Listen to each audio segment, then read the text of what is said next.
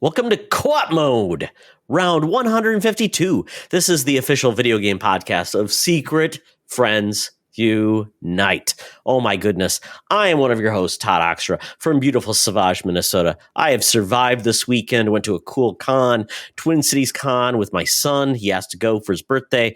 We had a great time. Good elements. There were so many cool video game and different themed merch. Didn't even get to go to the video game area. But our co-host, Mr. Mark, the Canardian Carabin, actually hosted a panel and met cool, neat people that are involved in the video game world. So, Mark, just give us a little bit about that. So this weekend I did a con as well called HalCon. And it look at the Gengar. That's such a great badge. My badge is around here somewhere, but I'm not going to go grab it. So HalCon was great. I got a press pass. So I didn't actually host a panel. I had a private interview. Oh, I thought you did. Okay. A press interview, which was really great. Private interview, press room, just an intimate sit down. So people will be able to listen to that in podcast form, coming up as special Patreon first spotlights. So we'll talk about Patreon in a second, but if you haven't subscribed, now's a great time to test out the 7-day trial, because they're coming up soon, and then they're going to be released to the main, absolutely, shared public feed and all that kind of stuff. But the people I interviewed were E.K. Johnson, who wrote, among other things, the Ahsoka novel that I'm holding in my hand right now. She also wrote the Padme trilogy, the tie-in novel for the Dungeons and Dragons movie, which was a delight. Even if you don't like Dungeons, like I've never played Dungeons and Dragons great. in my life. I loved that movie. So good. So great. And she was a delight to talk to. And I think maybe more relevant to this crowd listening, I talked to Jennifer Hale, the voice of FemShep, Jean Grey in X-Men 97, Samus. We talked about Samus and her being uncredited in that role, but still being open for the phone call if Nintendo calls her for Metroid Prime 4. Is she open? If she not, you have to listen to the episode to find out. We covered a wide variety of things, from acting, voice acting, video game acting, all that kind of stuff. They were two amazing interviews. It was a packed, busy, fun weekend. And I actually did not hit the gaming floor there at all either. I did some cosplay stuff, some vendor floor stuff, and then the interviews were just kind of a main focus for me. So look forward to those very, very soon, especially for Patreon listeners. Yeah, I am hoping I will also have some interviews coming from Twin Cities Con, which is year 2 and in Twin Cities. I actually got a signature of the official Batman 1989 sequel novel that just came out, Batman Resurrection, from John Jackson Miller. Hopefully I will be interviewing him. He's done a lot of different novelizations of different pop culture, which is really cool too. So, man, cons are great. If you have a good time, my son wanted to go for his birthday, for his 19th birthday. We did that with his friend. They had a great time. My wife, we went to see a panel with Grant Gustin. He was amazing. So cool. If you've got a con in your area, no matter how big it is, it's a wonderful thing. Believe me, we did not have those when I was a kid. I went to a dirt con in Frankenmuth, Michigan. There were no people there. I just bought crappy comics. And it wasn't until later in life, cons became a much cooler thing to actually meet cool people. Yeah. Mark, what was your first con you went to? CaperCon. We went to the first one. My brother and I did a live recording of the Warp Whistle podcast. I think Famous Seamus was there. Oh, wow. Asked a question, if I remember correctly. Seamus, correct me on that one. I know I met you at CaperCon, and I think I'm pretty 99.9% positive that Seamus was in the crowd for that very first CaperCon. And us doing that live. That was a blast. And I've been at almost every single CaperCon since. There were a couple of years where it coincided with me traveling or being away, but every single time I can go to that one, I do. And I was talking to some organizers of that event today. They're having their 10-year anniversary this year. And I made a couple of suggestions and then got them in touch with someone. So we'll see what comes of that. That's should be cool. Very, very cool. 10 years. Wow. Life is passing us by at a light speed, Mark. It's kind of crazy. Well, we want to thank the folks from our Patreon Secret Friend Squad. So, Mark, tell the people who are awesome that make this podcast happen. Absolutely. You can go over to patreon.com/Secret Friends Unite and join all of these wonderful people, including our besties tier, Derek Trevelyan, aka the Figure Dude, Francie, the official hairstylist of, I'll say SFU, but it's really just Charlie, the Xbox Expansion Pass, and Charlie's Uncle Tim, as well as our Friends with Benefits tier, John Sedorf, Phoenix Sisters Entertainment, who is doing, they're doing a fun trivia contest or something like that with Charlie, I believe.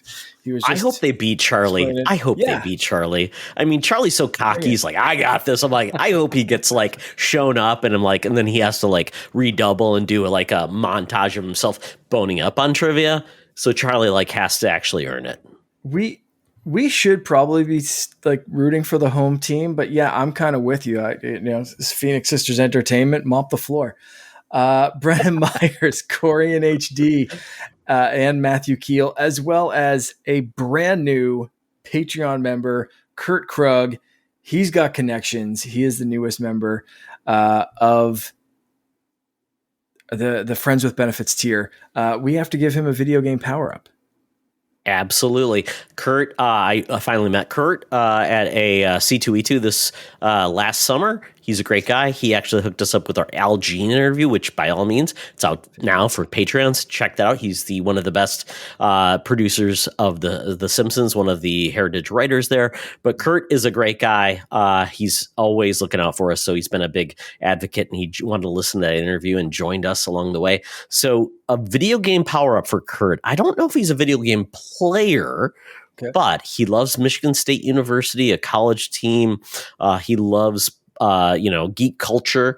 So with that, he's a big Buffy the Vampire Slayer fan. So Mark, a power up for Kurt. See, I was gonna go until you said Buffy the Vampire Slayer. I was gonna go based off that he's got connections. That the video game power up would be kind of more of a real world power up, where if he has a Game Boy, he always has a link cable. Ooh. If he needs a link cable, he just has it. It's just in his pocket, in his bag.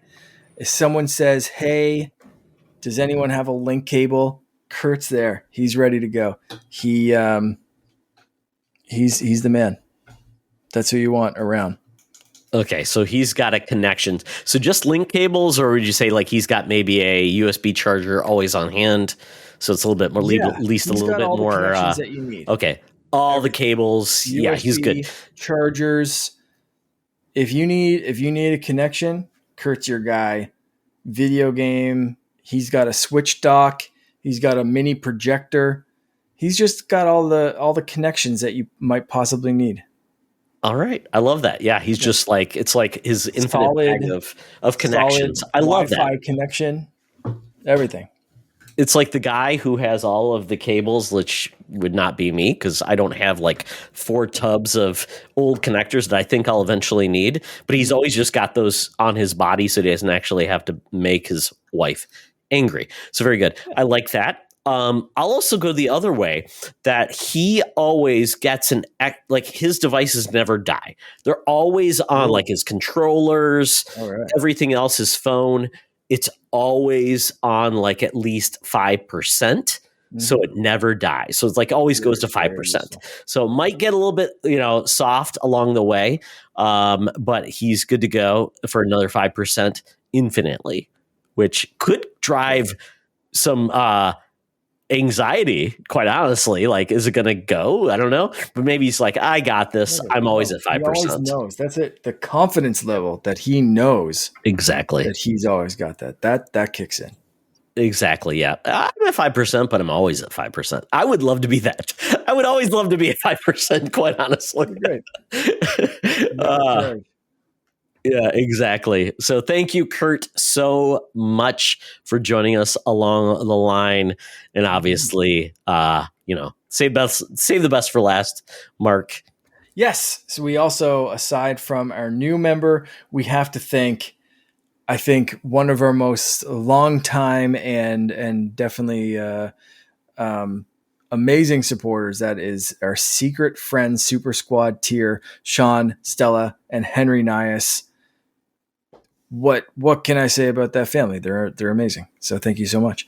You can join all of those people for as little as $2 a month. Get exclusive shows, no ads, early shows, Discord benefits, all that kind of stuff. Again, as little as $2 a month. If you feel like tossing it our way, over at patreon.com/secretfriendsunite. If you do not feel, or you cannot toss a couple of bucks our way, that is perfectly okay. I understand. I get it. Times are tough. Share us with a friend. Share a link. Share a YouTube thing. Follow us on all of the social channels and bump those numbers up a little bit.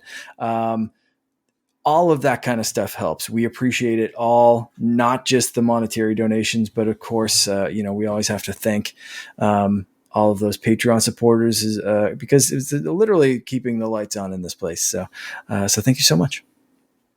Mark, I would appreciate if people just memed us, like just took our faces, weird like GIFs of us, Yeah. and make us viral. Do that. I'm down with that. We will love you. Yeah. 100%. Todd doing like weird like hand gestures. Mark like, I don't know, keep it vamping. like, yeah. Keep it like not terrible. Yeah. Don't put us on OnlyFans. Don't put us on like don't have a URL hubs or things. Yeah, no. Don't have a URL that takes you to a porn site like the Wicked Dolls from Mattel. Yeah, don't do that. Goodness. What a fub that was. That's Yeah. Good luck. My company has some wicked like promotions. Like we have some cupcakes and cupcake pops. Thankfully, I looked. I'm like, oh, all the art does not include a website. Thank you for that. I don't want to be infamous and have us have to worry about that. So there we go, Mark. But we are now headed towards one of our favorite segments. At least it's mine. I don't know. Mark, I love it. We've been at this for 152 weeks, episodes, actually, more than that. So do you like Buy Rent Return? Let's just be honest. I do. Okay. Sometimes I like to get down in the nitty gritty, and sometimes I feel like I'm letting listeners down when I'm like, I've played none of these games and have no idea what you're talking about. And then I just like pull something out of my butt and everyone's just like, that was the worst possible answer and everyone hates you. But luckily this isn't one of those weeks. So on those weeks, I love Buy Rent Return because I feel like I can contribute and it's fun. Okay. If you're new to this podcast, Buy Rent Return is all about going back to your video store. What movie, game, whatever would you buy? What would you rent just to explore? And then what would you return? So at this point, and I've updated the key art, Mark, to include really 4 cool video rental spots. I still waiting for your like Canadian like centric like Maple Moose video stores.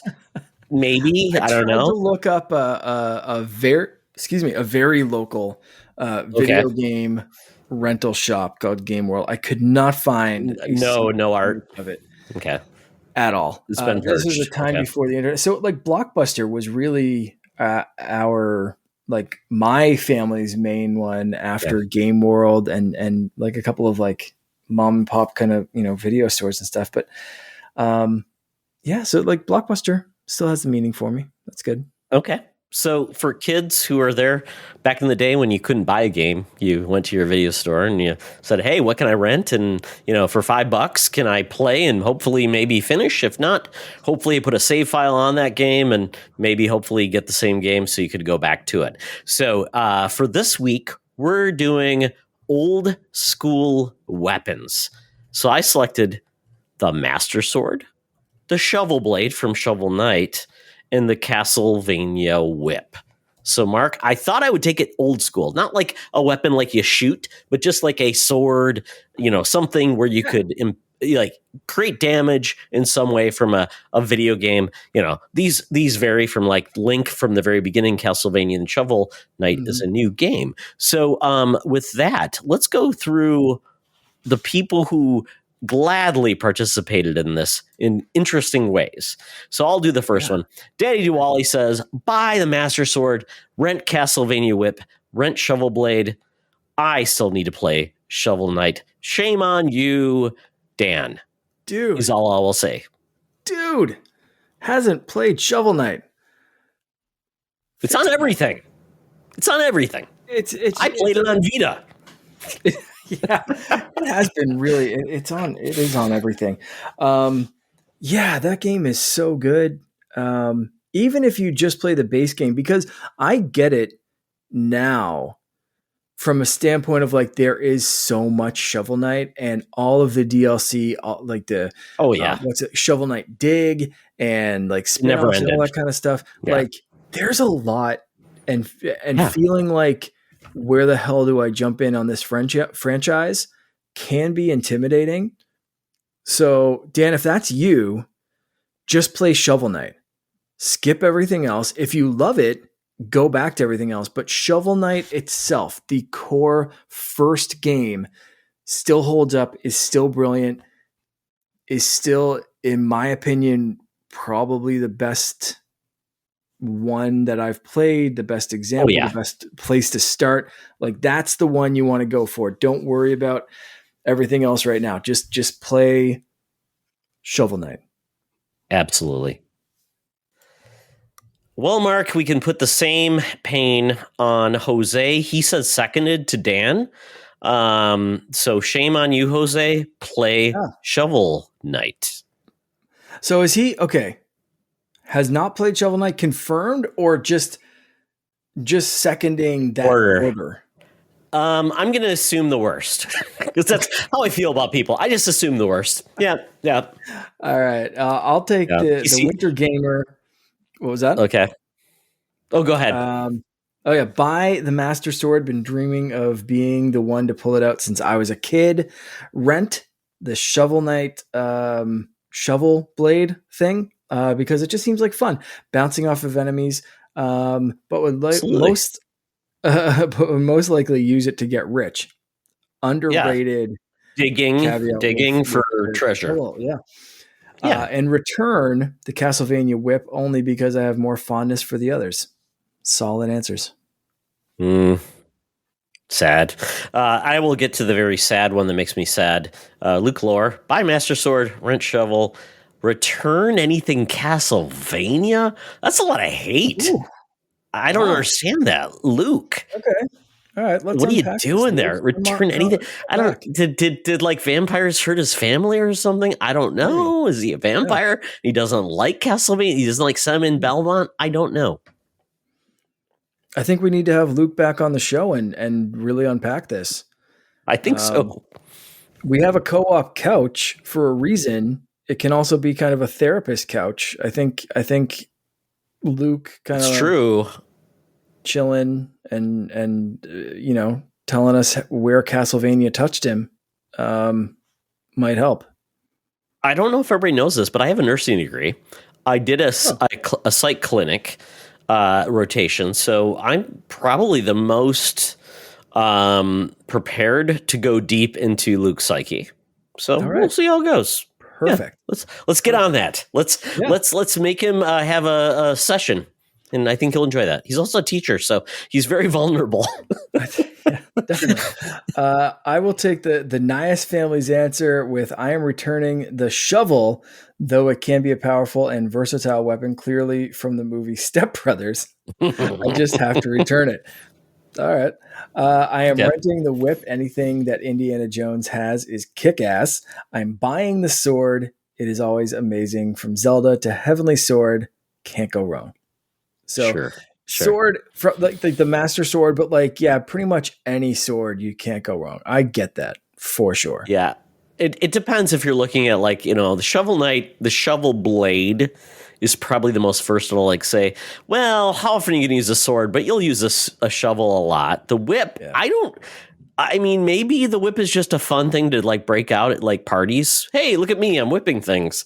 A sword, you can't really bring out a sword at any time, really, in a social situation. It's really got to be preserved. You don't want to be the guy that goes to a bank and whips out a sword. I mean, have you ever heard a good news story with a sword involved, Mark? Todd, Yeah. you wanted people to meme you, and then like 2 minutes later, you said it's always fun to pull out a whip at a party.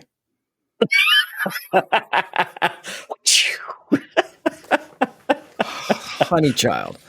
Yes. What are you There we asking go. for? There we Yeah. go. All right. Well, yeah, that's I'm going to move right on to Schloss Ritter, who Yeah. said, "Oh no, actually, that one's yours. Go ahead." Oh, by the whip, specifically Castlevania 4 omnidirectional version, so I can smack and grab things in any direction. That was the first whip game where you're just like doing like weird things where the whip is like just like kind of just going like an undulating thing versus just whip like that. You remember that in Castlevania 4 where it was I, kind of like a I, weird, yeah, I do. yeah. Yeah. Okay. Very weird. Rentmaster Sword. Who can say no to sword beams? That's true. I like that when you charge it up.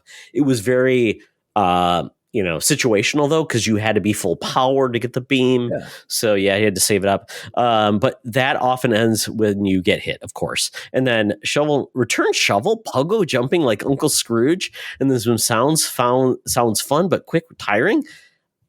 I mean, that's like putting everything in a negative light. I'm like, pogo jumping on your enemies? That's only the best thing ever, That's right? great. Traversal and fun. Yeah. Yeah. Ton of fun. Yeah, I don't know. All of these, if you've ever swung a sword or any kind of weapon for any amount of time, your arm's going to get tired. I don't know. Yes. Omnidirectional undulating whips, as you describe them. I mean, that's, your arm's going to get tired. Sword, they're heavy. You're like that's going to be tiring. So pogo jumping and digging, are you going to get any more tired? You don't seem to run out of stamina in Shovel Knight, so I'm assuming that the pogo mechanism is fairly easy or fairly not non draining. So Well, now it's that for one. us to decide, Mark. It's There you go. we're gonna have Yeah. the final decision on this. So, Mark, what would you choose? Master Sword, Shovel Blade, or Castlevania Whip? Well, for my buy, I'm going to share a disappointment from Halcon because I saw a fellow Halcon goer walking by with an absolutely stunning master sword. Okay. And I said, "Excuse me, where did you get that?" And she said, "It was right over there, but this is the last one." And I said, "I hate you a little bit, but please enjoy your master sword." And then I went into a corner and cried because I couldn't buy this beautiful freaking master sword replica that this girl bought. So I'm going to buy this master sword because I wanted to. I will also rent. So you're using the power of commerce to really make your dream come true. That's the stuff right there. Yeah. Okay. If you're telling me I need to buy, rent, and return something, I'm buying the master sword that I didn't buy last weekend. Okay. And just because like the master sword's badass, and I kind of want like swords. I have lightsabers. Okay. I don't have any like swords aside from like some styrofoam swords. So if I can buy a master sword to start off a sword collection, hell yeah, sign me up. Let's go. I'm gonna rent the shovel blade because it's a shovel blade. That's awesome.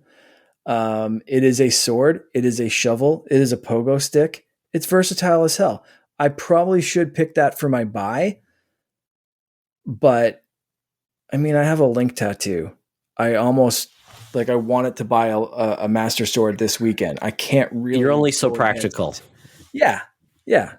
Like I got to go with my gut here and return the Castlevania whip. Just because I don't like whips as much as I like swords, and the other two are more sword-esque. So Indiana Jones, as much as he's an idol of mine and one of my favorite franchises, Yeah, the whipping is not so much up there as far as the adventuring goes, and the grave robbing and that sort of thing. So there, yeah, the archaeology aspects of Indiana Jones interest me more than the whipping aspects. I know that's iconic to his character, but I also, if I had to choose an Indiana Jones accessory, I'd probably go hat before whip. So I'm still going to return this. Yeah, And keep the hair. You that's got to keep the hair dry. That's really important, yeah, Mark. yeah. I mean, if you've ever Yeah. been traversing through forest or any kind of desert, you want protection for your head. You know what I mean? You want some shade. You want some dryness in the rain. Look who you're talking to, man. You really have to protect your head. You I, don't want a I sunburn in the desert. Wear a hat. no. I No, mean, well, I mean, unless I just want to blind people with a reflection off my forehead, like you see right now, which maybe could be an offensive weapon. Holy crap, my light is we're both going having lighting crazy. issues tonight. My Yeah, it's my gonna ring about to light just die. Oh well. completely burned out. Okay. Well, I may Uh, have to plug my light power cord in as I vamp and do this because it's very weird. But this. There we go. I may There even we go. pause the There we show for go. anyone listening and Yeah, there wondering we why go. my light went out Nope. and then came Nope. back. Todd's Mark's got a raised fire in his house because of his light. I'm getting like seizures because of my light going crazy. the So show must go wrong. I mean, on. absolutely, YouTube. That's why we do this, is for the hijinks. So Mark, despite how much I love you, definitely wrong in all of these. But you Okay. don't have a cat. You don't have a cat. So when you got a cat, I tell you, man, a whip is essential because it not only is like offensive, you can use it to like traverse like cliffs and things like that, but you can also use it to entertain your cats. Like Oh, put it on okay. the ground, move it around. So I'm thinking like Yeah. utilitarian. It's a offensive weapon, but it's also for traversal. So it kind of nails all three. And if you think about it, Simon Belmont in the picture I've got, he's got like a morning star on the end of it. It's been used Yeah. for different things. It Yeah. could be leather. It could be chain. So if I have the ability to like change out like the connection of the whip, I mean, I'm talking about multi-purpose here too. So I am very into the whip, which just sounds horrible. Once again, Mark, don't. I'm into the whip. Yes, there we That's go. going on a Yes. t-shirt. Yeah, exactly. Seek Friends Unite. It's not a dating site, as we used to say. Uh, then I'm going to the shovel blade because I need a shovel in my life. I've got to do gardening. I've got to do things. I've got to shovel doggy do. It just happens. But I also need to defend myself, and I also need to traverse. It's like a pogo stick. And how much fun is that? I need fun in my life, and I need traversal. So I'm going to go with that. So I think people would look at a shovel like that, look like that with that cool handle. They'd be very envious because there's a lot of cool swords, but how many cool shovels are there, Mark? One. That one. Exactly. Unless you think of like Mystery Men, there's there's basically, I think it's the Yeah, there's a shoveler. couple of good shovels. Yeah, There's a But couple. I mean, This is the best. this is the shovel. Yeah. So I mean, you could be another sword, or you could be the shovel. So I'm all in on the shovel. For Shovel Blade, I actually have his amiibo. Yep. Take that to the Amiibo's over bank. there. Yep. Yeah. It's great. It's kind of broken, but I make it work. So if anybody wants to buy it for me, so maybe I can get a good one. I don't know. That might be one of the most valuable amiibos, as far as I know. Don't know. Master Sword. Link doesn't even like his Master Sword. It always breaks. It always like degrades. He doesn't take care of it, Mark. It just feels like the Master Sword is, it's never really regarded as like a great thing until you need it, and it just feels like you get lost behind. So I think that like it just needs a little bit more regard, but it is a cool weapon. But I mean, I can't brandish a sword in my yard to do like yard work unless like I guess I'm powering it up and do the spin to like do like mowing. Really? I don't know. Have you tried it? No. That's Okay. definitely a good use case though for the yeah. I think that's Okay. If somebody can show me that it works, and maybe I change my opinion on the utilitarian of this magic sword, master sword. It's really cool, but once again, I mean, show me how I can use it to make my life easier. Is what I'm saying. Yeah. Okay. Yeah. Okay. Right. I like that. Very, very good. This is a good conversation. A little controversial. We need a couple of people to revise their opinion, or basically really state why they feel the way they do, because some people's opinions are just trash, but I won't say who. Let's move on, Mark, to what we've been gaming. Woohoo. Yeah. Man, am I seeing some new games? You're seeing a new game and then a very old game. Yeah. Oh, so it's not Brothership. No, okay, I was confused. Okay. Yeah. Okay. So I'll get to that one. First off, I want to talk about Mario Party Jamboree, because this is the best Mario Party game easily in a very long time, maybe ever. It has so much going. I've played so much more of this game over the last couple of weeks, and it is delightful. Finn and I have been playing the Paratroopa flying mode, which actually has you stand up and flapping your wings and like trying to fly things over. There's like a crazy taxi style mode where you taxi characters around through like flying through the air. And then there's like a flight battle mode where you kind of just steal like flying things. It's not like battle mode like Mario Kart where you're like throwing shells and stuff, but like they call it battle mode. But there's like a rhythm cooking mini game section. There's just like the normal mini games. Then there's the boards. There's another thing where you like work through the boards and get things to decorate your plaza. Like there is so much to this game, and all of it is so good.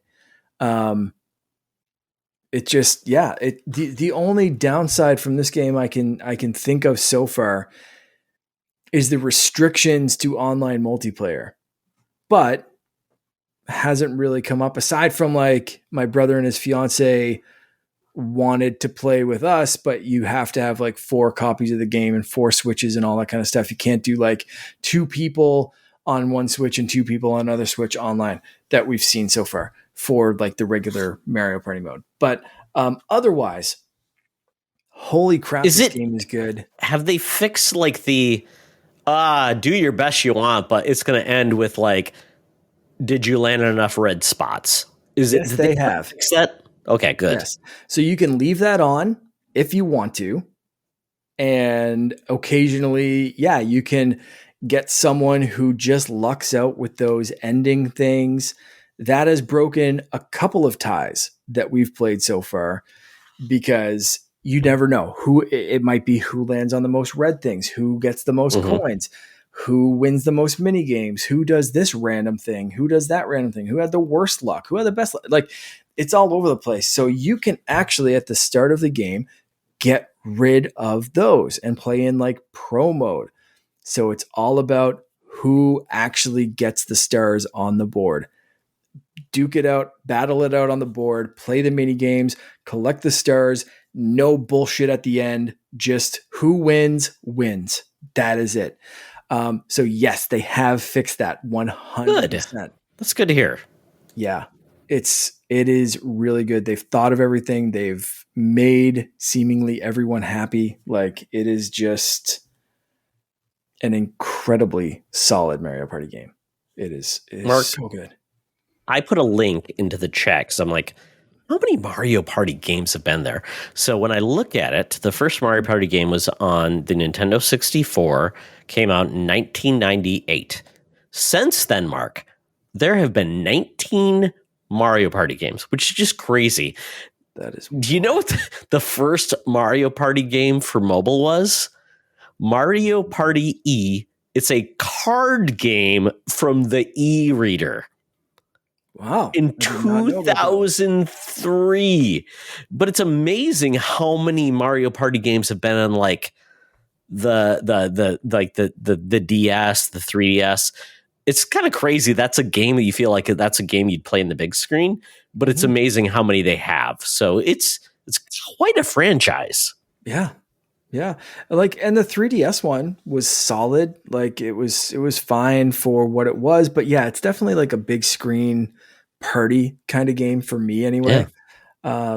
But it's such a great game, man. Like it's like Finn and I tonight before bed, he was, like before he went to bed, that we were flying around, and then Oh we were yeah. doing, there's another mode where you have to work together, and it's like Overcooked Junior. It's not like Oh, food okay. based, but like, Sure.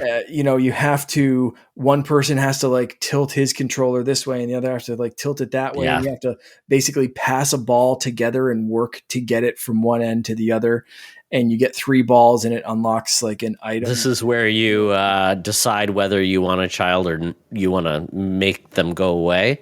Yeah. The three of us were playing Oh, it last night, and mm. it was so much fun. Everyone was screaming, including Finn. By the end That's of it, good it's to like, hear. no, don't do this. Oh no, don't do. Oh, why'd you hit it that hard? Oh, Aw, why? It was so good. And that's good to hear. I'm sure there's modes that I'm forgetting now, but like it is all so solid. And there's still mini games that I haven't Great. played. So really, really good. The second game I'm going to talk about is I did buy Mario and Luigi Brothership Okay. Thursday night, and then worked half a day Friday and went up to this con Yeah. and didn't play a damn thing all weekend aside from the SP. I didn't really touch my Switch. Um, so I haven't played that game. I haven't looked at a single frame of that game. But in order to get me in the mood to play that game, I went back and played Mario and Luigi Superstar Saga, GBA game. Okay. First in the series, I never played any the of these game. games. Oh, okay. This is Yeah. a good one to start, and it's on Nintendo Switch Okay. Online as well. When it Okay. dropped on Nintendo Switch Online, I played a little bit of it, but have not really put the time into that game to show it the love that I think it needs. Um, so that is where this thing has been great. I was able to just fire this in Nice. my pocket, in my bag, take it to the con with me, play it in between, play it at night, and that kind of stuff. Just while we were traveling and whatever. Um, so again, great device to have with me. I wasn't afraid to throw it in because it's protected because it's a clamshell, Hmm. and I've been playing that game, and it's been delightful. It's weird, it's quirky, it's got fun, offbeat humor, and I think from everything I've read and seen, Mario and Luigi Brothership has that same kind of humor and whatever. Um, so I'm really looking forward to getting into that game. I got really deep into Superstar Saga over the weekend in the last like week or so, um, and I love it. It's really really good. So I'm gonna dive into Brothership probably this week. But going back to play Superstar Saga was amazing. So whether you have an emulator device like this one, or Nintendo Switch Online, or a 3DS because they did a remaster for 3DS, or the original GBA, wherever you play it, that game's delightful. Go check it out. So the Mario and Luigi games, Mhm. it's a turn-based combat game, right?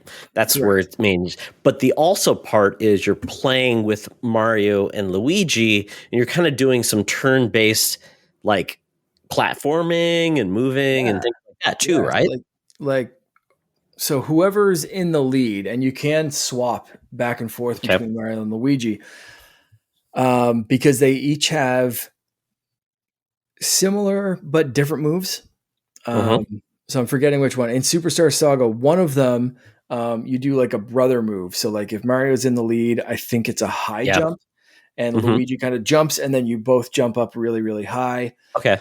Luigi's in the lead, and you get a corkscrew spin that kind of helps you go further distance rather than Okay. height. Yeah. Um, so there's that kind of thing. But yeah, absolutely. So if Mario's in the lead, A is to make Mario jump, B is to make Luigi jump. So you have to Yeah, that's think about cool. that when you're traversing. Um, every once in a while, it gets really frustrating. And I think that's partially due to GBA graphic kind of things, not really Sure. being able to like telegraph um, where a platform is exactly or show enough of the screen because it's a smaller Mhm. screen. I mean, it's Um, like 3.5 inches, if that, or yeah, smaller. so like Yeah. sometimes you're kind of like, oh, I hope I land on the platform, and you miss it by this Yeah. a pixel, and you fall down. You have to traverse back up the mountain and then go Yeah. across and whatever. So sometimes it's a pain in the ass, but for the most part, the traversal is fun. A lot of the A and B mechanics, controlling each brother independently, work their way into battles too. It's not just traversal. So in a battle, the enemies that you fight will often telegraph which brother they're going to attack. Okay. So let's say for a dry bones turtle kind of thing, depending on which way their head spins before they attack, they're going to Okay. attack Mario or Luigi. So if their head spins horizontally, that's a Mario attack. If their head spins, vertically or Down. whatever, Yeah. they're going after Luigi. Because And it's where they're kind of like relegated to the positioned on the the, the screen kind of horizon. thing. Yeah. And sometimes it's literally just you don't know until you get hit, and you have to Sure. get hit a couple of times to realize like, oh, that's the way this enemy's going to Yeah. telegraph. And it's a lot of pressing either A or B To at the right react. Yeah. for the right brother, but also at the right Hmm. timing, because some enemies, if they start their attack further back, it's going to be a slightly different time to counterattack than if they start the attack closer to you. So there's Yeah. there's there's a ton of strategy to this game that make it not just like which move am I picking for the turn-based strategy, but there's also a lot of like the defensive strategy of when can I counter this, when can I defend, when can I block, how do I block, what's the timing on it. Like it's a very mechanically deep game. It's really good, and it just keeps growing and growing as you go on, and there's so Hmm. much more to like keep in your mind. So I think if you put it down for a little bit, you're like, pick it back up and you're like, okay, what the hell does this enemy do? How Exactly. does that look? Yeah. You got to But refresh yourself. Yeah. and that's why I started this save fresh 100% from the Hmm. start. And Yeah. I've just been really plowing my way through it because Okay. I know I had an old save. I had that save on the Switch, but I was like, screw it. If I'm going to have this device with me, I'm going to wipe it. I'm going to start a new save. And it's been really fun. Very cool. Because I know Brothership, when I originally was going to get it, and then I saw the reviews that it's like 35 to 55 hours. I'm like, Mm, ooh, that just seems weird that it would be that is that daunting. long. Yeah. And a lot of the things made it feel like this is a Mario focused game, and it doesn't really incorporate, like you said, the Mario Luigi. It feels like it's more Mario with Luigi, but he's more like an NPC than a prime companion. So I'll be curious what your thoughts are on that game. But when I saw it, I'm like, that's too much. I need like a 15 to 20 hours Mario RPG. I don't Yeah. need a 55-hour one. That's it. That's weird. Superstar Saga it's about 18, and I'm a little probably at this point a little bit over halfway through, Okay. um, if not more. So I'm feeling good with that time. I feel like I'm Okay. progressing at a pretty decent Yeah. clip. Uh, 35 hours is gonna be, yeah, that's gonna be daunting. It's weird that they Over would the go short that amount of route. time. Just seems like it's their audience, and maybe it's like, hey, we want you just to be on your Switch and don't do anything else. Because I'm like, See, ugh. I think they're kind of screwed with the amount of amazing RPGs on Switch. Yeah. I think if you don't have something that's clocking in at 30 to 40 hours So weird. bare minimum, Yeah. you're kind of screwed. Like, especially asking full price for it. You Yeah. look at that and then you can say, okay, well, I can play Dragon Quest, a Final Fantasy, or this, that, whatever. Xenoblade Chronicles X, Xenoblade. which I think is coming. Yeah. Yeah, right. Like Yeah. just throw a dart at Persona the 5, which eShop. I think is on Switch now, which is like Yeah, a like 185-hour game. Yeah. right. Yeah. So, Which is yeah, just weird because it's like, that's it. It's okay. yeah, you throw a dart at the eShop and you're going to hit an amazing RPG. But Mark, I And let guess, alone the Pokemon games that can take, you know, 100 is there hours. like waifus and what is it? What's the other thing for daddies in these games? Zaddies, or what do they call them? Like the kids. That's where they get off because they love like the relationship and things. Mario ain't romancing anybody in this game, guys. Come on, you don't need 25 hours of like courtship with Mario. So Yeah. come on, Nintendo. Don't get baited into that. Just make a fun game and don't make it 55 hours of is Mario gonna like date Boo? I don't know. Could be cool. Yeah, Mark. I don't think that's the direction that they took, but I'm ready to be surprised. You're open to it. Mark is open to full on Mario waifus and was it Bowsette? Because there's a lot of hungry Nintendo fans that want Bowsette. And what was the like ARMS character that people just like Twintel freaking out over? Oh, there you go. See that Nintendo fans are very horny, and they just are waiting for Nintendo to deliver on that promise, Mark. Yeah. So I really do. With dating sim notwithstanding, I think Nintendo, I would imagine that would be the reasoning, like charging full price for an RPG in a sea of great RPGs. Sure. I would imagine that would take some padding. We just learned about the Switch being, so like the Pokemon games on Switch selling so well. Yeah. That it's tough because you can, for the exact same price, let's say if you're comparing two RPGs for the exact same price, you can get a 150-hour Pokemon adventure or an 18-hour Mario game. Like they have to pad that up to like, 30, so 35, weird. 40. Like it needs to look competitive from how many hours am I going to get out of this kind of perspective. And it sucks because a lot of times I always hated that because you don't go to a movie being like, okay, here's the price of a ticket. I'm going to go to a 3.5 hour movie to really get my money's worth. No, people are like, why is it 4 hours? Yeah, right? Yeah. And I'm like, at this point, I'm like, I have so much entertainment in my life. I don't need things to outstay their welcome. I just want to enjoy the experience while I'm there. I don't need more of it if it's not valued. So yeah, it's an opportunity for probably making your time matter. Because Mark, as I know with you, time is not on your side with anything, right? Never. Because there's an Assassin's Creed game coming out in February, and do you need a new? And you're probably getting a new Pokemon in January too. To make you insane. So there you go. With my luck, let's give me a new Pokemon and Assassin's Creed will drop on the same weekend. You know what? It's bound to happen. Well, very good.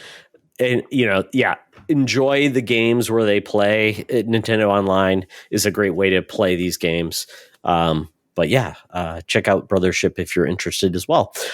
For myself, I've been struggling to find the game that has connected me to a console. I've just been I've been playing a little bit of everything, a little bit of COD, a little bit of Space Marine 2. I did play a little bit of Echoes of Wisdom, and quite honestly, just did not grab me, especially after everybody gave me their feedback. I'm like, it doesn't sound like it's a must play. But Dragon Age, the Veilguard, Mark. I have dabbled in Dragon Age and really have not gotten into it, but this game is speaking to me so hard. This is a BioWare game. They have not had one since Andromeda in 5 years. I believe, let's see, I'm trying to think beyond that. We did get the Mass Effect Legendary Collection, which gave people a little bit more promise of where BioWare is going, but before that we got Anthem as well.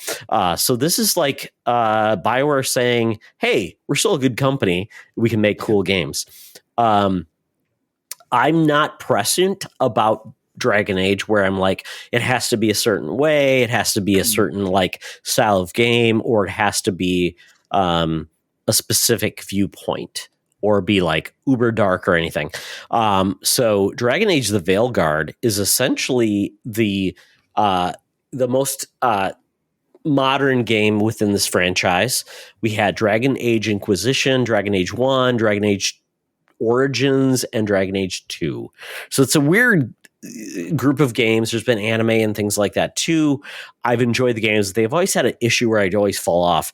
But Dragon Age The Veilguard, I'm really enjoying. And it feels like the most Mass Effect Dragon Age game of all time. You're essentially brought into this game like a movie where you're seeing it 30 minutes in, Mark.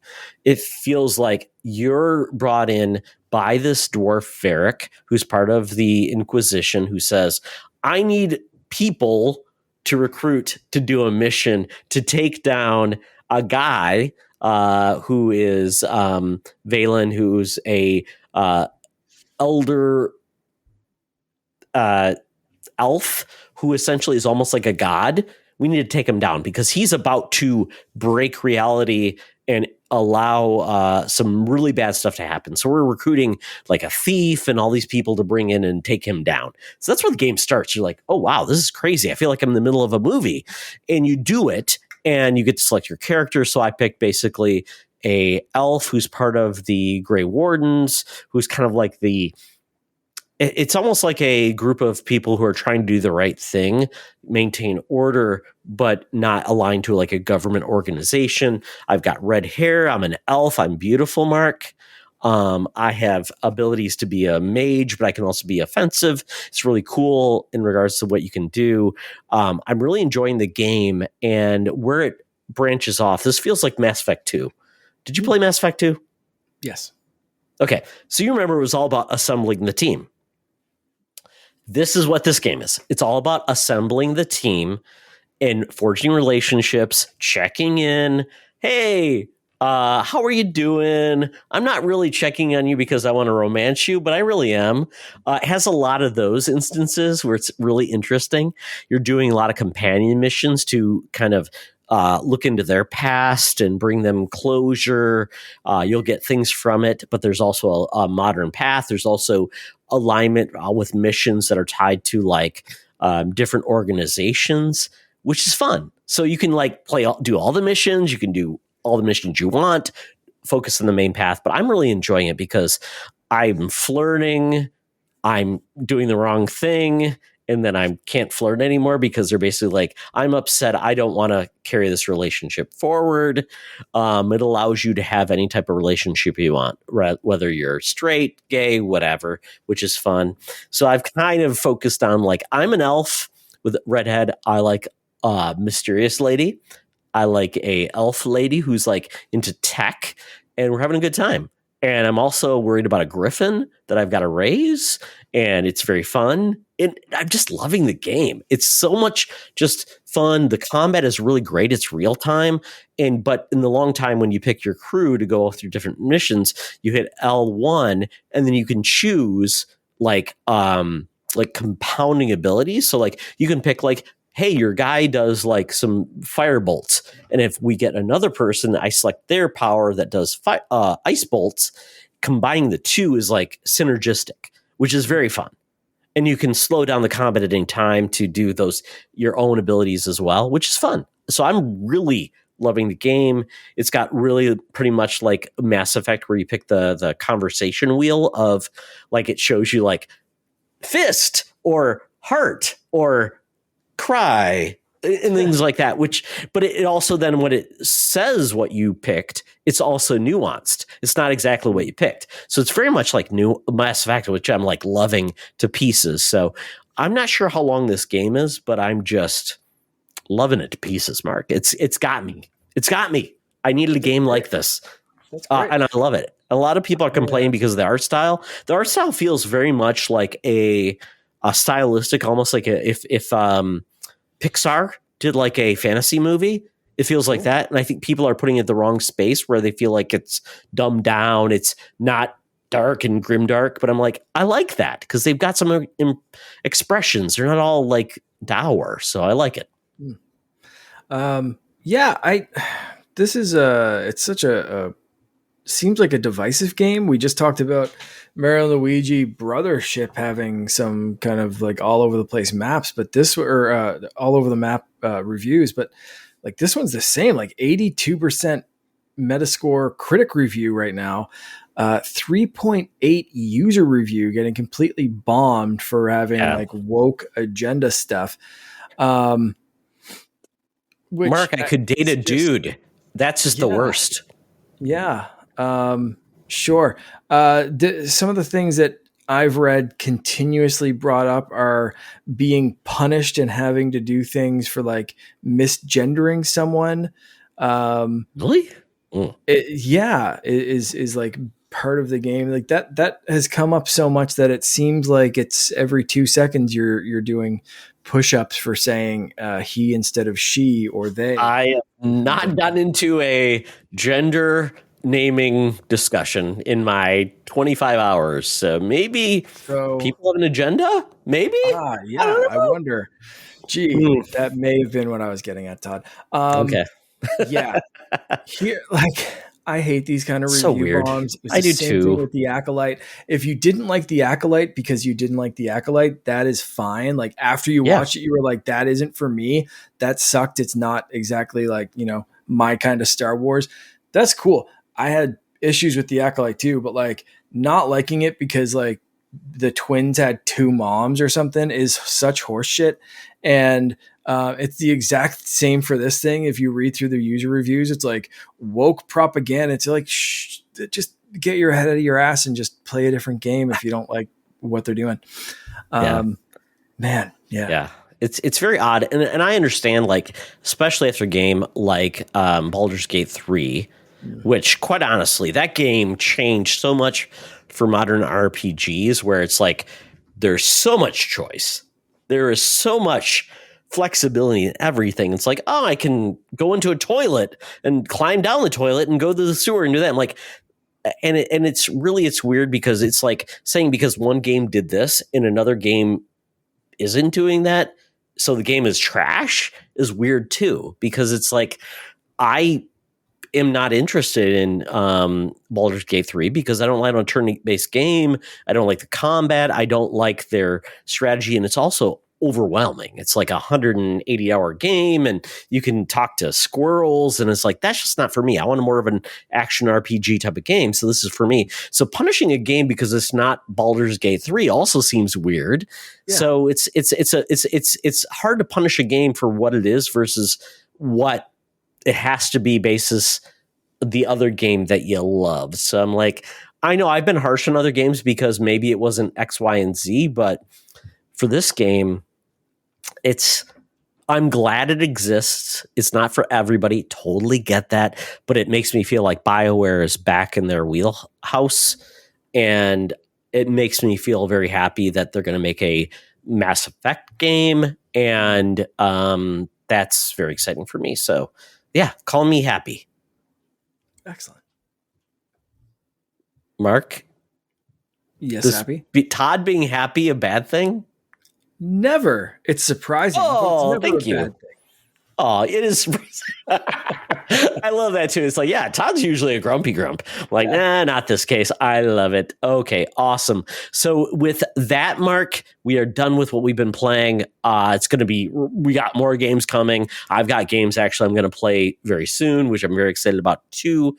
But with that, listen to this ad. Hey, Secret Friends Unite, let me tell you about Zencastr.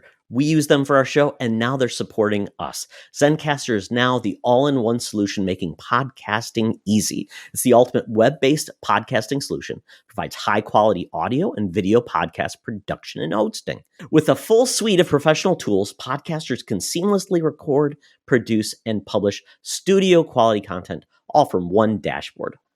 Being a creator has never been easier. And we chose Zencastr because of the ease of use, high quality output, and it makes it super easy for our guests to come on. We had multiple solutions we tried before, and Zencastr has just been the best fit for us. Why Zencastr? It's now super easy to record a podcast with Zencastr. Log in using your browser and start recording a high-quality podcast right away. Record studio-quality sounds and up to 4K video with your guests. Feel a sense of zen knowing Zencastr's multi-layered backups ensure you always have your recordings in the highest quality, even if the connection is unstable. Have you ever worried what you sound like? Zencastr's post-production process makes you sound buttery smooth. It automatically removes those ums and ahs in your recording. It removes those awkward pauses in conversation too. Set the right podcast loudness and levels while reducing background noise with the click of a button. So if you're interested in making an easy, high quality podcast just with the click of a browser button, go to zencastr.com/pricing and use my code SFU1. You'll get 30% off your first month of any Zencastr paid plan. I want you to have the same easy experiences I do for all my podcasting and content needs. It's time to share your story. Now back to the show. All right, we move to the mailbag. We've got Jose, aka Chipotle Bear. He says, not sure if you and Mark are big COD guys, but if there was a skin or two that you really love that would make you want to jump in and buy it, what would it be? Could be from any universe or IP. So, Mark, COD is a first-person shooter game, so you're not always seeing your character. You're used to Fortnite, where you see your character all the time. Yeah. So would that change your mindset if it was only you see it when you're like in a menu or maybe people seeing you to buy a skin? I can still dig that, like knowing that I'm playing as a skin. I think it would have to be a kind of a cool skin for me to jump in specifically for that skin. But I've been thinking about. I've downloaded the new Call of Duty game. I just haven't had a chance to play it. So I really want to get in. As far as like what skin I would absolutely like stick to or main, my mind instantly goes to the Mandalorian. Happy 5-year anniversary to the Mandalorian today. So if they dropped a Mando skin, it fits perfectly. You're going through, you have so many weapons. If they did a special event with like the Mando slug thrower or something like that, like I think that'd be really cool. But like even without that, like I think there'd be like it just seems like a good fit for that style of game, and I wouldn't mind being first person Mando because then you still get like the gauntlets, you still get the gloves, you still kind of get to see a little bit of that. You can see, armor. You can see extremities and weapon. And you can still see the weapon, of course. I think that'd be badass as hell. I'm trying to think of some others. I mean, they have committed to doing Call of Duty on a Nintendo console. We haven't seen it yet, but if they were to take like Samus or something like that, and I don't know how that would work holding a gun, or maybe, there's something where her arm becomes the gun or something like that. Like, I don't know how they'd pull that off, but that would be another one that I think would just be really badass. Would be a Samus skin. I think that'd be a lot of fun. It's interesting how far they go with it, right? Because I'll be honest, I'm not getting to the like COD skins because it's first person. I typically play the campaign, don't play any of the multiplayer. Yeah. But I think if it really reflected, like you said, your extremities and your weapon, but also impacted like sounds and like the rounds you're shooting and did some unique things, that would be really cool versus just be, your headset and things like that, where you can only see it from there. So, I mean, if you think about getting you in the mode for that, I just think that could be very cool. So I'm thinking maybe I think more of like Predator. Predator would be kind of cool, because you'd have like the basically your viewpoint, you'd have like the 3 dots, the sounds, maybe incorporate like an IR or infrared view. That would be cool. Yeah. Other than that perk, that'd be sick. Maybe something so goofy and weird, almost like this is going to get really weird because I don't know if Disney would allow it, but like Buzz Lightyear, right? He'd have his like shooting, and like he would say his like funny phrases, and he'd be able to fly and do things like that. That would be a lot of fun too. But I don't know if Disney wants to allow that, just like Nintendo. Don't know if they want to allow that, but I think that would be a lot of fun. So I'd be more playful with it, and it would have to do that. I just don't want the stuff to be more like cosmetic versus like feel like you're actually building an environment around your character. But maybe I'm wrong. I like it. Mark, you got the next one because I don't understand this. So please explain it to me. Barry from Impact Game Station says, Todd Oxtra He specifically said this to you because I think he knows my answer because we've talked about this a few times. Okay. Are you excited for the Ironfall Invasion release date reveal very soon for the Nintendo Switch? Wink, wink, nudge, nudge. Barry knows when this game is going to be released. Barry has been working on promotion for this game and helping them with marketing. Good job, man. This is Okay. a little inside thing. Barry is branching out from like just Impact Game Station stuff. Yeah. I don't know how much I'm allowed to say, so I'm not going to say. Barry, Sure. sorry. If you were like fishing for me to release what you're working on, I apologize if I've missed that. But I know some stuff that Barry's working on that is basically that he's helping out and putting himself out there for game developers and for a few different avenues. And this is one that I know he's working on. And I've seen some stuff that Barry has been nice enough to share with me from Ironfall Invasion. If you are not familiar with Ironfall Invasion, that is a what was a 3DS game released in 2015, I believe. Yeah. And was a really cool game. Very like Gears of War light feel kind of gameplay and stuff. A lot of like, cover and run and shoot kind of mechanic. Really cool on 3DS. And they are releasing it, wink, wink, probably sometime soon for the Nintendo Switch, if Barry's to be believed. Very soon for Nintendo Switch release date. So yeah, I'm looking forward to this. Like I said, I liked the original on 3DS and jumping up the resolution, jumping up the gameplay and all that kind of stuff. Like this is going to be a fun replay on Switch, I think. So yeah, Barry, if you have some fun news that you can share, we're happy to talk about it on the show. I'm excited. Todd, what about you? Did you ever play this on 3DS or are you familiar with? I am the worst 3DS person to talk to because I'm like, I don't love mobile handhelds, but I feel like a lot of games that were really promising on the 3DS were trapped on the 3DS, and the hardware is what constrained them. So to hear that games would be coming to the Switch would be amazing. So that games like this, there's I think a game called Moon, Samus Returns. There's a lot of games on the 3DS, which I think would look great on the Switch, would be amazing. And they don't need the new Switch 2 to be amazing. So Barry, if you're more than interested to show up on our show, we'll talk about that. We've got some intercontinental issues to happen, but we'd love to have you on because I know you have done some amazing work to highlight games. And if you're working on this game, we'd love to hear more about it. And what you can talk about would be amazing. So want to hear more. So thank you, Barry, for, I love cool first person shooters. I just don't like weird 3DS like controls that are not great. So putting on the Switch, perfect for me because I've got the cool Binbot controllers. Yeah, so thank you, Barry. Yeah, absolutely.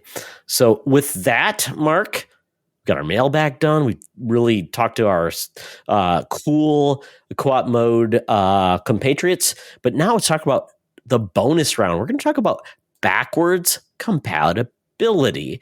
But before we do that, so Mark, backwards compatibility is a weird concept because in a lot of ways we didn't have it for a long time. So like I think like the Atari 5200 or the 2600 was not backwards compatibility with the Atari 5200, which is a big system.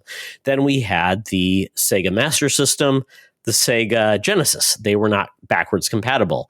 Then we had the NES to the SNES, not backwards compatible. The I guess it would be the Nintendo 64, not backwards compatible.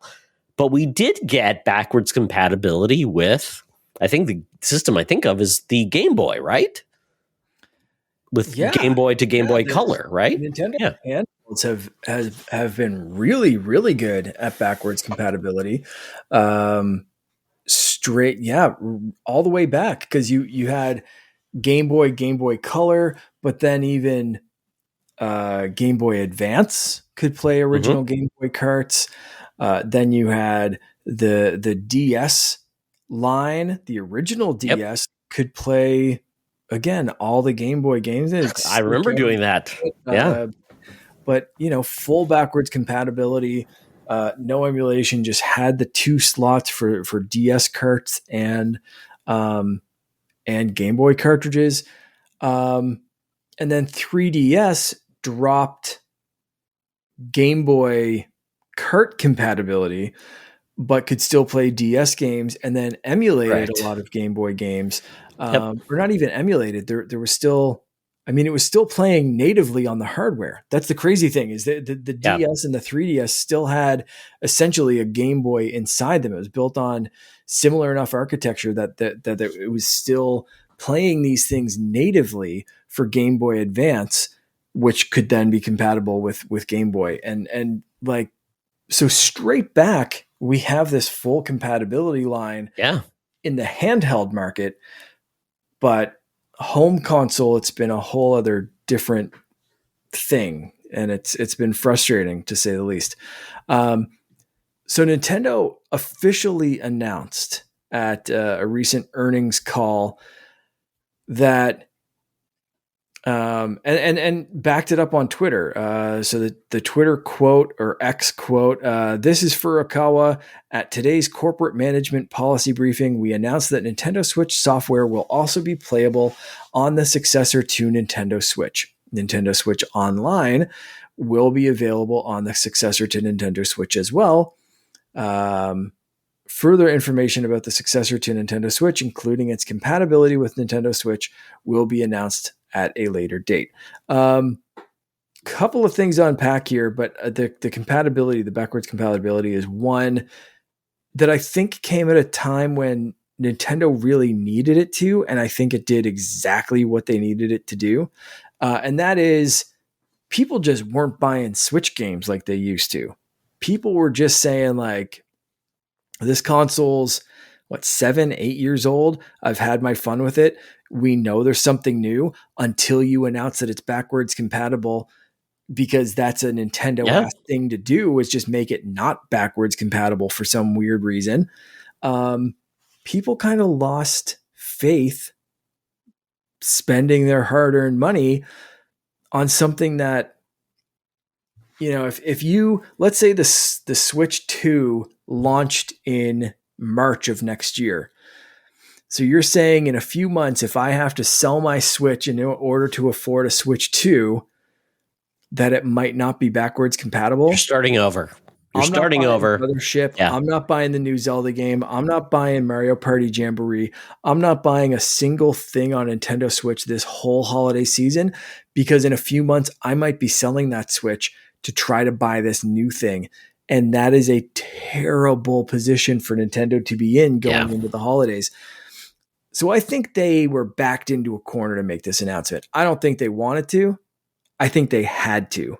They had to. They dropped, Mark and I looked at their sales. They dropped hardware by 1 million and they dropped software by like 5 million.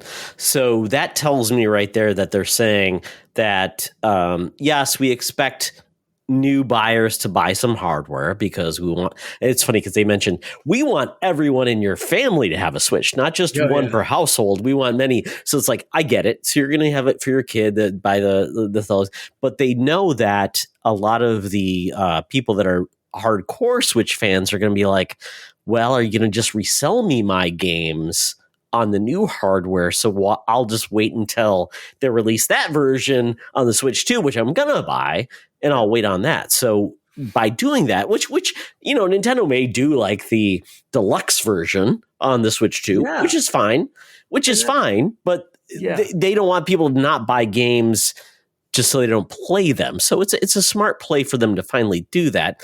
And I know people said, well, what about carts?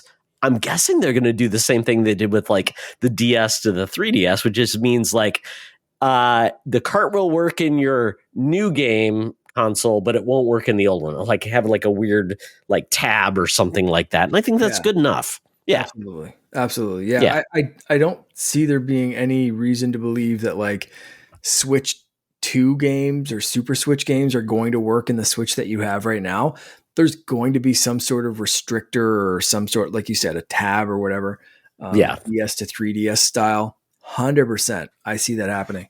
You did bring up an interesting point, though, and this is something that my wife and I had a conversation about immediately following this news. Was she just kind of asked, like, well, does that mean that the games will automatically look better like they do on Xbox? Or is this like something where it's, and I said, like, that's the PlayStation versus Xbox camp most of the time. And so the reason she was asking was we just kind of went through this whole thing. I don't know if you saw, they released a Lego Harry Potter definitive edition. Yes, for like what systems was that actually on? I don't remember. It was like new Xbox gen One, I think, and it works. Like she's played it on the Xbox Series because those games were originally on what, the 360 and PS3 and Wii. I think there was a PS4 Xbox One remake kind of thing, or like at least edition kind of thing. And then so this new one, little bit expensive for something on Xbox that we're used to smart delivery. We're used to not paying for those prettier upgrades. Just downloading a patch. And I went through my whole games list because she was asking me, like, I thought we didn't have to pay for these. I thought that she's like, you've said that before, right? And I was like, yeah, like, Mark, I think they actually termed it free master, like a remaster for free on Xbox. Yeah. So, like, and I went through my whole games list. I was like, yeah, Jedi Fallen Order looks better. Even stuff like, ongoing stuff like Sea of Thieves and there are a bunch of games that I went through my whole Xbox library and I was just like, this was free, this was free, this was free, this was free. And like, and she looked at that Harry Potter one. She's like, I love this game, but I am not paying for that upgrade, knowing that so many of these are free. And I said, like, the Harry Potter games kind of do that. Hogwarts Legacy even had 2 editions. There's other games that even on the PS5 Pro, which Sean got, which I'll get to see his PS5 Pro, but apparently that game looks better, but is not like perform better because it's locked by the CPU. So it won't get like, it's going to get 120 frames per. No, it won't. It'll just look like a little bit better, maybe ray tracing. So yeah, we're in a weird spot with basically what does the new hardware allow your old games to look like? And I think the good part, Mark, is because Nintendo partnered with NVIDIA for their hardware.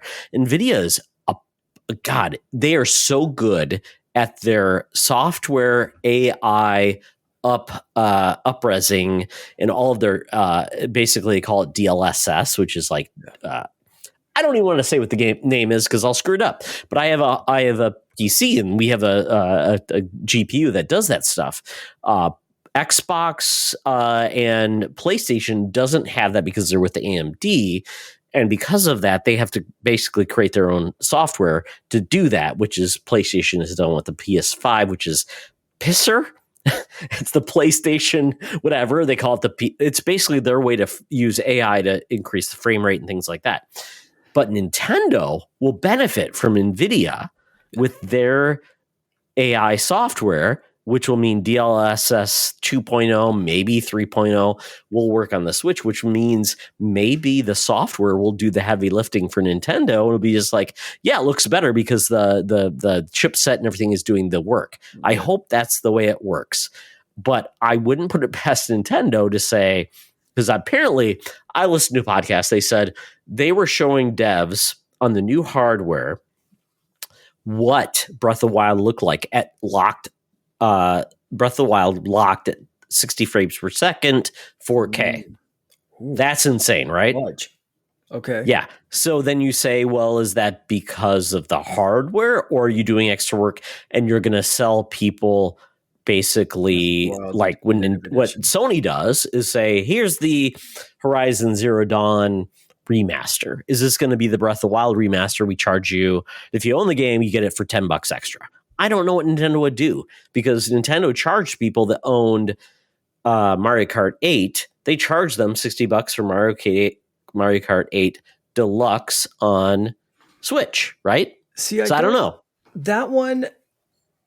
See, that one I don't see as like a recharge because you couldn't pop a Wii U disc into a Correct. Switch. Oh, absolutely. I get that. It's the format's This weird. one, Yeah. if they come out with Switch 2 and they say here's Super Mario Kart 8 Deluxe Super Edition HD 4K, then I'm gonna have an issue with it. Are you okay with like Especially $10 extra, and people who never bought the game, they get it at full price? Because I'm okay with that. It's like saying you get a benefit from it, but if you maybe. never owned it, sure, why not? It depends. See, it all depends on the effort. If it's $10 and it's just a new coat of paint or it's locked in a little, A better I'm frame like rate. better frame rate. But see, Yeah. knowing that DLSS exists on the chipset that they're using, Yeah. likely, um, that'll piss me off. You know what I mean? Like that because it's essentially charging us for something that's built in anyway. That the system like they would The probably games have will to look that go way in. regardless what Nintendo does, right? Yeah, they Yeah. would have to go in Yeah. and disable that for like let's say Breath of the Wild for instance. Like if Yeah. DLSS is built in to their console, they would likely have to turn that off for Breath of the Wild in order to make it not look Yeah. good. You know what I mean? Like so that It's like the negative I'm Nelly inside of you scared. saying, would Nintendo do that? Yeah, Or would they be yeah. cool with that? But they're gonna. So I would say then, is it like if they do like, hey, we're gonna charge you more, they have to add value versus just performance. Like we've added more courses, and I'm guessing Nintendo at Maybe. this point, hopefully they're saying, we're not going to sell you the game you already own better. We're going to give you new games that are better. Mm. Like we're going to give you a Mario Kart 10. We're going to give Yeah. you Breath of the Wild, whatever. But I don't know if they could do it with Breath of the Wild. Maybe Tears of the Kingdom, because they didn't do any DLC for Tears of the Kingdom. So maybe Breath of the Wild they leave alone. Honestly, it's a case by case basis for me because Yeah. thinking of Breath of the Wild 4K 60 locked, I'm like, yeah, I'd pay $10 for that. No Yeah. problem. Mario Kart 8, I don't know if I'd pay for an upgrade for that because it's already a beautiful game. The frame rate's It's already already locked, 60. beautiful. Yeah. There's certain games that I'm like, yeah, I want to see that as pretty as you can make it. Do the thing and I'll pay the money. And there's other games that I'm like, you know what? I got out of that game what I needed to. Your art style was too good, Nintendo. Sorry, but you had it locked in at 30, locked in at 60. I don't know if that's going to improve an experience for a game that I've already finished and moved on from. Like if it's not like I need to replay this game in 4K 60. Am I going to jump on that? And there's like certain games in the Mario franchise that I might pick and choose. Do I want that to look a little prettier? Can it look prettier? Is it going to make a difference? That kind of stuff. So if they're doing those upgrades, it's going to be a real like pick and choose sort of game for me. But I'm just kind of hoping that DLSS is just like a thing. I don't know. Yeah. What about this? So they said, you know what? We're not going to milk you. We're going to give you a new Mario Kart. You own the greatest game. It's going to come forward. We're going to give you Mario Kart 10. Smash Brothers there's going to be a new iteration. We're just going to make this game look good, and you're going to get it on your new system. What about if they said Tears of the Kingdom, though? We're going to give you a special edition with new content, but you're not going to get that content in the game you already own, and you have to pay $60, $70 for the special edition. Like it's new dungeons, new stuff. I could see them doing that. Like that's a Yeah. PlayStation kind of move. Yeah. Like play, here's the prettier version of the game, and multiplayer is only available on this version, or this thing's only available on, like, that's a very PlayStation style move, and it'll be the same kind of answer for the upgrade. I will be very pick and choosy for that. Like, is it worthwhile? Is it worth my money? Is it worth my time? Does the game look good enough? The one that I already own, did I skip it? It's going to be, it's going to be weighing those pros and cons. But the nice thing is, with backwards compatibility, it's all optional. Absolutely. Do Right? I have the $60, $90, $20, $10, whatever they're charging for this? Do I have that at the time? Do I want to spend it? Or is this Switch cart that I've had for 3 years good enough? That's cool. My library is not going anywhere. And I like that. That makes me way more confident buying games now. There's still those questions up in the air. And I think, again, Nintendo has to answer a lot more questions, but I think this was the minimal amount of question that they had to answer, and they had to answer. Yes. It's a great move. And And for now, what about this, Mark? If they do say there's a version of Tears of the Kingdom, blah, blah, blah, should you just be able to get the DLC, any extra content, as an add-on to the game you already own? Or are you locked into having to buy a new version at $70? So basically, there's a new dungeon for Tears of the Kingdom because, hey, that's the only way we can make this dungeon work. PlayStation did that actually with Horizon Forbidden West with their DLC. They actually locked the DLC to the PS5 version. Right. Doesn't mean you couldn't play the game when you got the PS5, but that's what I'm saying. So it just becomes like, is this like a weird one where it would, like, as long as you can access the content on the new system for a minimal price, that's cool? Or do you say they can't charge me $70 for a new dungeon? That's what I'm worried about. If they say, hey, if you own the game, it's $10 extra for the extra content because you're bringing that game forward to the new system, it's $10 extra. That seems fair. Versus saying it's locked behind a new edition for $70. That seems fair. Is business always fair? Definitely not. Absolutely. And that's it. Like, I hope whatever Nintendo does, if they do some shady shit, and this goes for anyone other than Nintendo,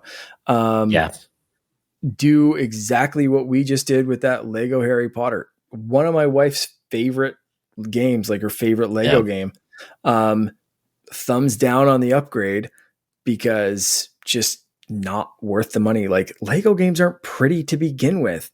We're not paying like whatever $30 for a upgrade visually. Like, who gives a shit? Like, I don't know. So speak with your wallet. If Nintendo's trying to pull off some sketchy shit with Switch 2 right off the get-go, like, speak with your wallet. Just and that goes again, that for every single company. Just you don't need everything. If you already own it, it's pretty enough. Make the decision for yourself and speak with your wallet. Yeah, absolutely.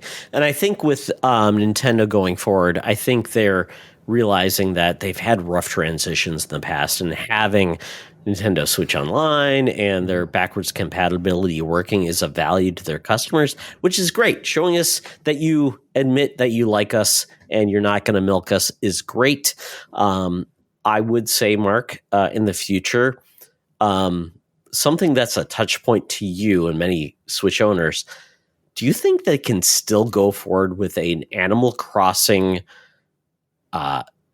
perspective of saying one Switch or console per console with like Animal Crossing is even legitimate going forward, considering people have many instances of like World of Warcraft on their systems? Is that something they can just say, no, our systems will support many Animal Crossing islands on your future game. Just seems like a weird thing that says, is that a system consideration, or is it just we're going to charge you to be part of that situation? Because that seems like the one weird like thing that makes no sense to me, but maybe I'm wrong.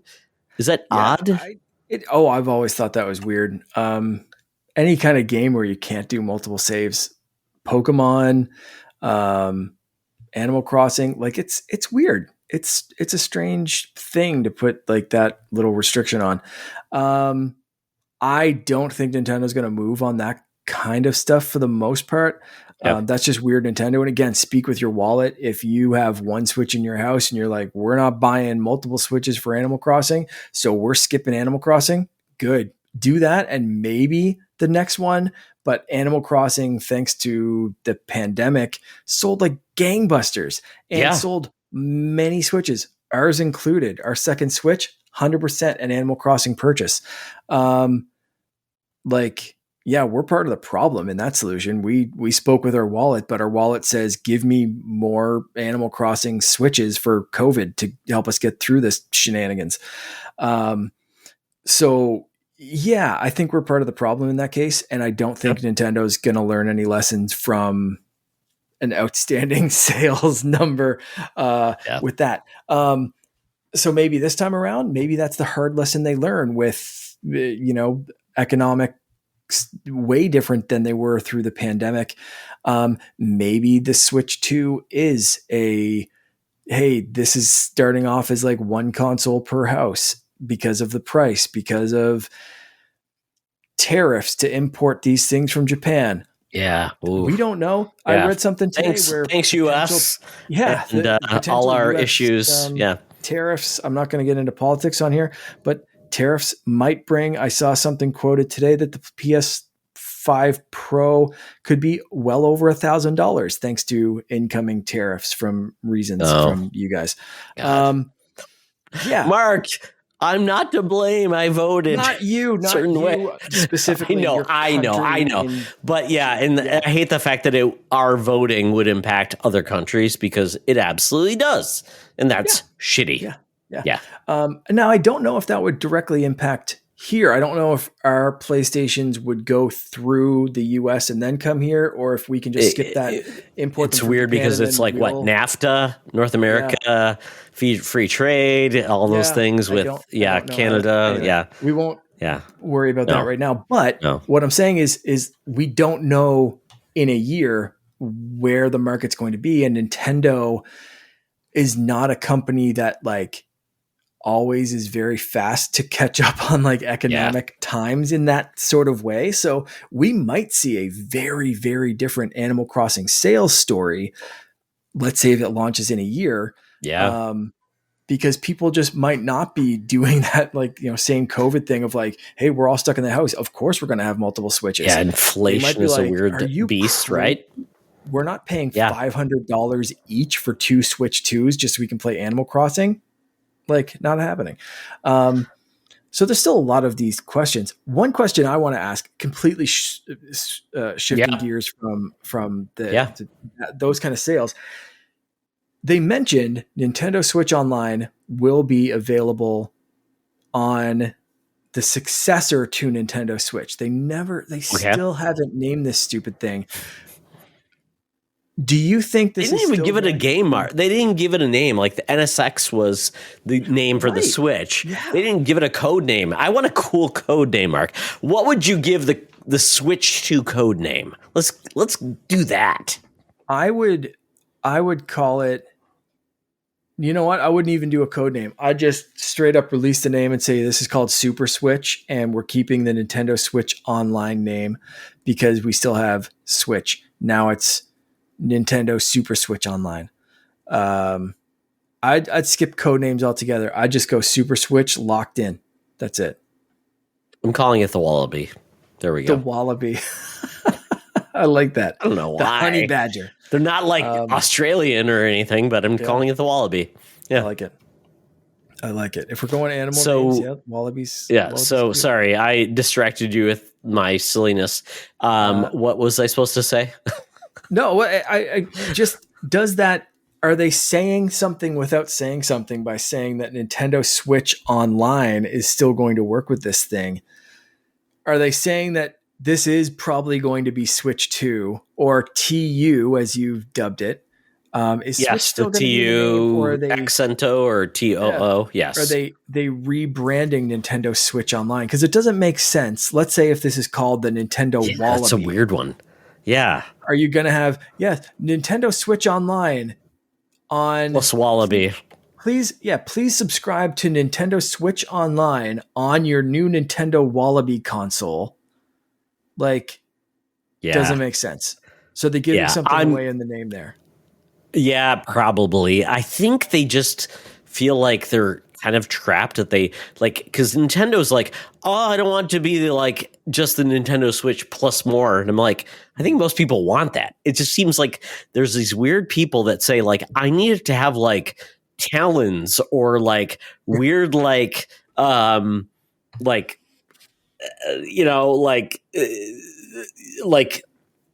I don't even know what to say, Mark, because I'm like confused. They want it to be like odd and weird and have like these things that make it playful, but not necessarily value added that people care about.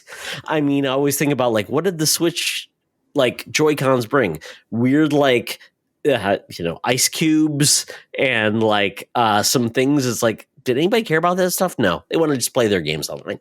So I'm wondering, quite honestly, what would the new console bring from a hardware perspective? I don't think people care. But to your point, God Almighty, it's weird to that they would have to do it. It's like, well, we're no longer PlayStation 4. We're now known as PlayStation Wendigo, and we have to rebrand. That just seems like an odd choice. So I'd say probably no rebranding. I think it's going to work, and it's just going to be like Switch whatever, and that will be okay. But yeah, they kind of put themselves in a corner with that Switch Online branding. So Yeah. interesting. I do wonder, like, if they would just rebrand that service to like just Nintendo Online or something like That that. makes Like sense, the right? same way we have Nintendo Music now, which is awesome. And Freaking love yeah, that app. But like, I wonder if they would just say like, Nintendo Music is now part of Nintendo Online. yeah. Nintendo Online works on your Switch and your Wallaby. Please The subscribe. family of Nintendo, Nintendo whatever. family. Yeah. The Yeah, Nintendo Nintendo console family. family Really is of how they would use it. X, So, Y, yeah. Z. Yeah, Um, yeah, so yeah, very, very curious with the wording in that small tweet or X or whatever the hell you call it on that platform. yeah. So it's going to be interesting what happens, but this is good news. I'm glad they didn't just like leave this out there. I think they needed to do it. And from that, Mark, let's just put one last spike in the ground and saying, at this point, when do you expect them to actually reveal the next generation of Nintendo console? February. Think February. Okay. I'm thinking like January because I think as long as they get all of those wonderful Switch bundles for the December highlights, I think going into January, that's when they'll announce something. And I I think we think will. Okay. no, I think we have very similar reasonings behind those. Yeah. I was going to say January, and I think they're going to avoid that like 30-day return window from Oh, Christmas God. or the holidays. That's Because so like corporate of you, Mark. I know, but like it's real. Like Yeah, I don't know if that's you've true. ever had that. Like I remember a Christmas where I got an HD DVD player, Oh, boy. and very quickly they announced, HD DVD is going away. And I think I saw the writing on the wall and returned it very quickly anyway.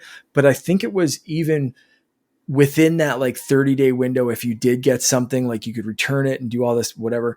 Yeah. I was a little ahead of the pack, but like, switching over to Blu-ray and all that kind of shit. But like, I really think Nintendo would say like, we need to do this in like February or March, so no one hits that like 30 or 60 day. Like I think it's mostly Yeah. 30 at most stores. But if there are a few outlying stores with 60-day windows, I would even put that like late January, early March, just to avoid like pissing off another couple of million people that got that thing for Christmas. And then it's like, what do you mean, dude? I just spent $500 on this console and a couple of games, and you're telling me there's a Super Switch coming out in a minute? Like, no. Like, I think spacing it out, yeah, at least by like a couple of months, knocks out that return window, and also I Okay. think maybe stops people from being pissed off. That's weird because I think of like at this point, if you don't own a Switch, it's somebody buying it that has no clue about the world of video games and would have no clue about the Switch too. It's like, hey, you're good for like 18 years of your Switch 2, your Switch grandson. Enjoy. So I just think it's going to be a small window. They just want to sell all their games through December, and anything after that, yep, those games will work on our system, and here you go. So That's fair. Yeah. We'll find out, Mark. Nintendo's a weird company. Next, I mean, we've got like Alarmo, we got Nintendo Music, we got Nintendo Japan, Donkey Kong Country. I don't know what's next. Maybe exercise tape. Maybe Ring Fit 2. You know what? I could really see them doing Nintendo Fitness. We've done Wii Fit, and we kind of sat that out for like the Switch era for the most part. Yeah. But I could really see them doing something like Vitality Sensor, sleep app, do like bundling it all in on some sort of app that also works with Super Switch. That like, yeah, I could really see them doing a push into like Nintendo Fitness, like have workout programs, Ring Fit Adventure, Vitality, step counter, all that kind of shit. Like I could see them really doing a push of like, Switch 2 is not just a game console. This thing's going to keep you in shape. Here's your Apple Fitness Plus competitor. Here's your, don't spend money on a Peloton. Just get this and do workouts in your own living room with this ring and some bands that you strap Joy-Con onto your wrists or your legs or something. And here's a pedometer that you can add on. That's also a Poke Walker. Kind of like I could see them doing a huge push into that. And that's the big differentiator. Like you said, like people are looking for that gimmick.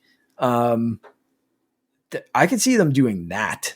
And the writing's on the wall for them. Like they just released a new music app.